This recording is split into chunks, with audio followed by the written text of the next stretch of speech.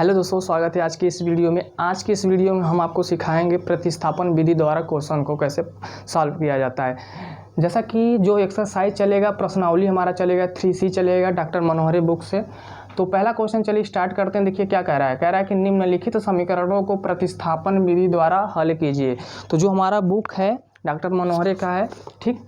निम्नलिखित समीकरण को प्रतिस्थापन विधि द्वारा क्या करना है, हल करना है। हल करने का मतलब है हमें x और y की वैल्यू बताना है। तो जो पहला क्वेश्चन है आपके बुक से, आपके किताब से, क्या है 2x + 3y + 8 = 0 और x - y - 1 = 0।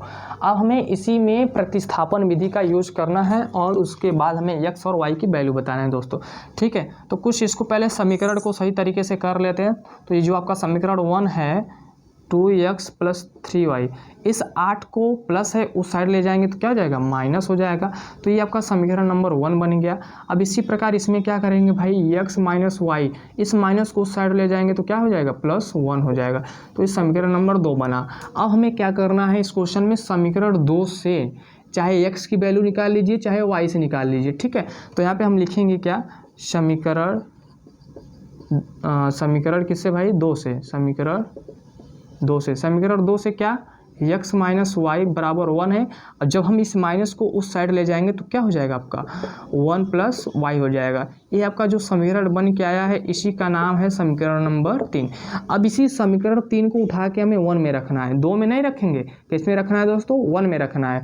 तो लिखेंगे कि x का मान समीकरण 1 में रखने पर, समीकरण 1 में रखने पर, समीकरण 1 क्या है मेरे भाई, 2x + 3y = -8। अब हमें जहाँ पे x दिखाई दे रहा है वहाँ पे 1 + y रखना है। तो चलिए यहाँ पे हम रख देते हैं 1 + y हो जाएगा आपका, +3y = -8 हो जाएगा, ठीक है। अब 2 का अंदर मल्टीप्लाई करिए, 2 का गुणा 1 में करेंगे 2 हो जाएगा, 2 का y में करेंगे क्या हो जाएगा, 2y हो जाएगा, +3y = -8 हो जाएगा। आई होप आपको समझ में आ रहा होगा कि चीज़ें कैसी हो रही है। देखिए यहाँ से जब हम 2 का मल्टीप्लाई करेंगे तो 2 × 2 हो जाएगा और 2y हो जाएगा और ये 3y बचा रहेगा, ठीक है दोस्तों, ठीक। अब हमें क्या करना है, इस 3y और 2y को जोड़ देंगे तो क्या हो जाएगा, +5y = क्या हो जाएगा, -8 हो जाएगा। अब हमें इस -8 को या इस 2 को उस साइड ले जाएंगे, बराबर के उस साइड ले जाएंगे तो इधर प्लस है, उधर जाएगा तो क्या हो जाएगा, माइनस हो जाएगा। तो क्या हो जाएगा, -8 - 2। अब -8 - 2 कितना होता है बताइए, -10 होता है। अब यहाँ से जब हम y का वैल्यू निकालेंगे तो y की वैल्यू जो आएगी -10 बटा कितना आएगी, 5। 5 को उड़ा देंगे, 5 × 5 = 5 × 2 = 10। तो जो आपकी y की वैल्यू आ रही है क्या आ रही है, -2 आ रही है। y का जो मान आ रहा है कितना आ रहा है, -2 आ रहा है। इसी y का मान हमें किस में रखना है, जो समीकरण हम नया बनाया था, जो समीकरण हमने न्यू बनाया था उस समीकरण में हम y का मान रखेंगे, ठीक है। तो जो यहाँ पे y है, y का मान हमारा -2 आया है, रखना हमें किस में, समीकरण 3 में। तो लिखेंगे कि y = -2 को यहाँ पे लिखेंगे को समीकरण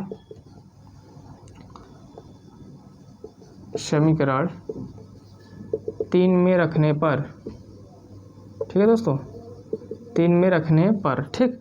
तो समीकरण 3 दिस x + 1 + y।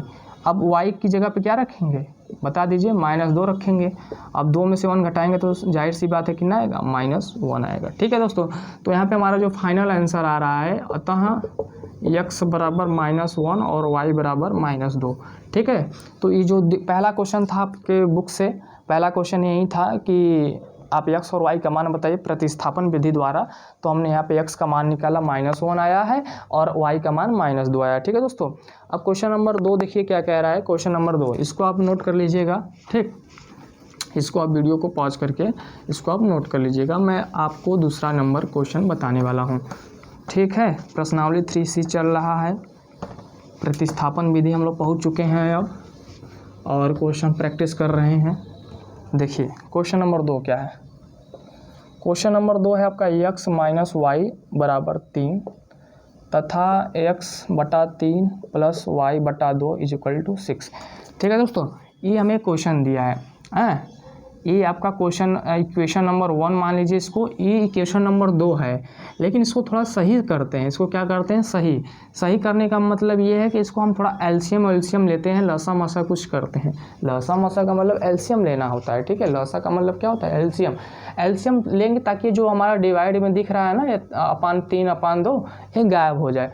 तो 2 का गुणा x में करेंगे, तिखे गुणा कर दीजिए ना, तिर्यक गुणा जिसको बोलते हैं आप लोग, क्रॉस मल्टीप्लाई बोलते हैं। 2 का गुणा x में करिए और 3 का गुणा y में करिए, फिर 3 का गुणा 2 में करिए, तो क्या हो जाएगा बताइए। जब यहाँ पे 2 का गुणा x में करेंगे तो 2x हो जाएगा प्लस 3y है, और यहाँ पे 3 दूनी कितना हो जाएगा 6 बराबर 6। इस 6 को उठा के इधर मल्टीप्लाई कर दीजिए, तो 2x प्लस 3y बराबर कितना हो जाएगा 36। ये जो आपका समीकरण बन के आया है, ये आपका समीकरण नंबर 2 है, ठीक है दोस्तों। अब हमें क्या करना है कि समीकरण 1 से जो आसान दिखाई दे उसी से हमें काम करना है। आसान का मतलब जिसका कोफिशिएंट 1 के बराबर रहे या 1 रहे, ऐसा वेरिएबल जिसका कोफिशिएंट 1 के रहे, मतलब ऐसा चर जिसका कोफिशिएंट क्या रहे 1 रहे। तो यहाँ देखिए x का कोफिशिएंट 2 है, यहाँ y का 3 है, यहाँ पे y का 1 है, x का 1 है। तो आसान हमें यहाँ से पड़ेगा, ना कि यहाँ से पड़ेगा। तो यहाँ से लिखेंगे क्या, समीकरण 1 से। बताइए भाई समीकरण 1 क्या है, यही है। अब इस माइनस वाई को उस साइड ले जाएंगे तो क्या हो जाएगा, x बराबर 3 प्लस वाई हो जाएगा। अब इसी x का मान हमें क्या करना है, समीकरण नंबर 2 में रखना है। तो लिखेंगे क्या, x का मान समीकरण 2 में रखने पर, समीकरण 2 में क्या करने पर भाई, रखने पर या प्रतिस्थापित करने पर भी आप बोल सकते हैं, ठीक है।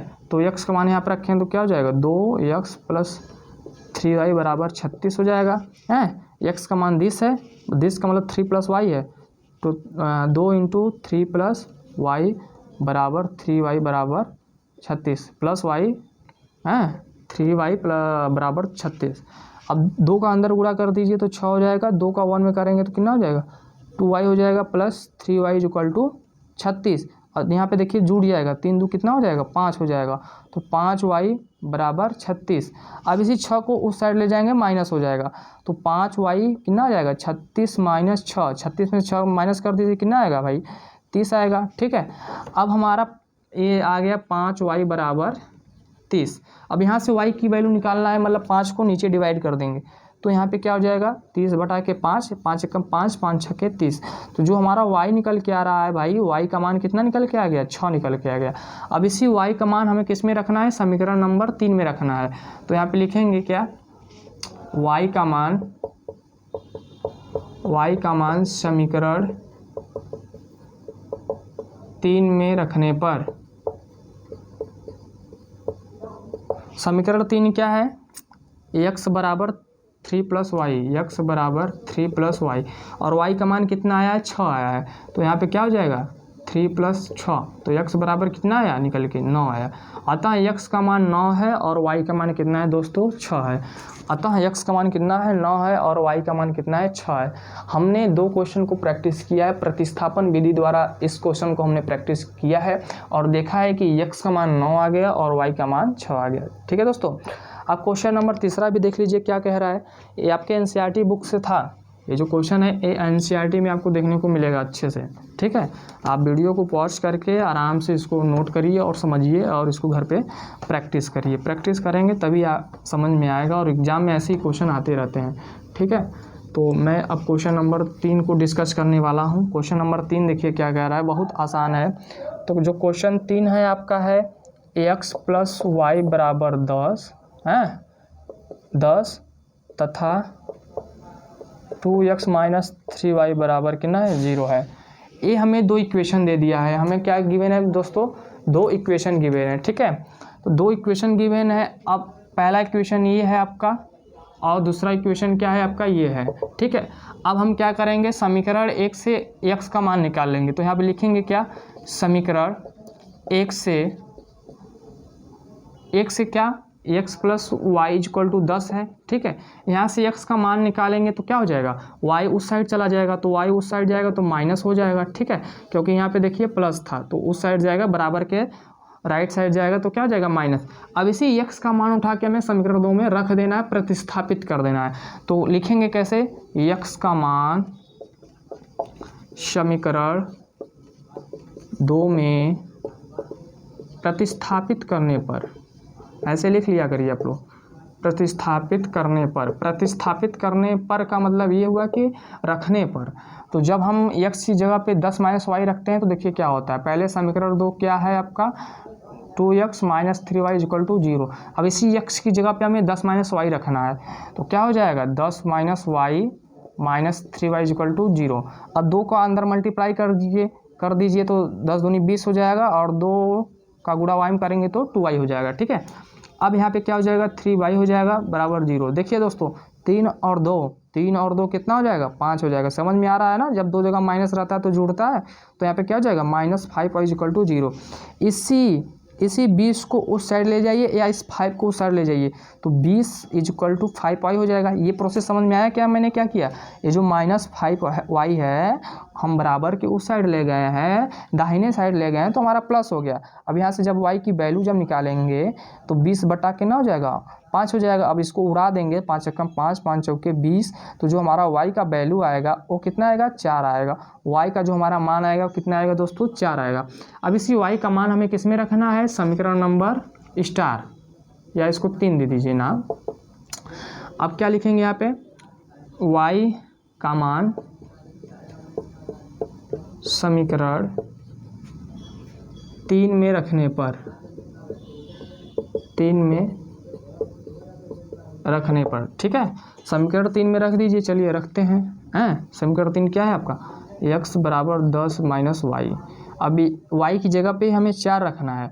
ठीक है, 10 माइनस 4 हो जाएगा। ठीक, अब 10 में से जब 4 माइनस करेंगे तो कितना आएगा, 6 आएगा।